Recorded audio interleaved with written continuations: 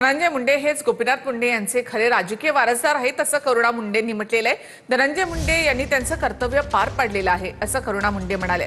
2009 पासून 2019 पर्यंतचा धनंजय मुंडेंचा संघर्ष मी पाहिलेला आहे असं करुणा मुंडे म्हणाले।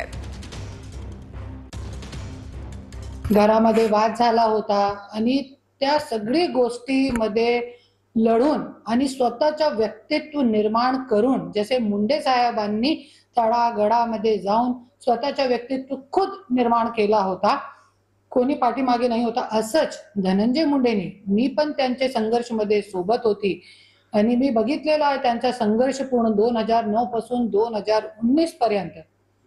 तो आज धनंजय मुंडेंनी त्यांचे जे कर्तव्य आहे ते काढून दाखवलेलं आहे आणि खरंच गोपीनाथ मुंडे साहेबांचा जे वारसा आहे, राजकीय वारसा, मी बोलते की धनंजय मुंडेच आहे।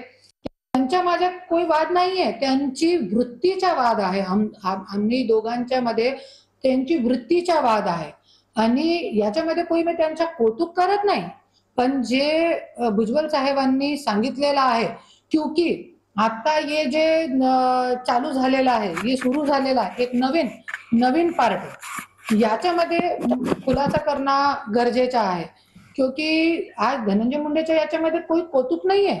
त्यांच्या सोबत मी पण ते संघर्ष जे त्यांनी केलेला आहे मी पण सहभागी होती।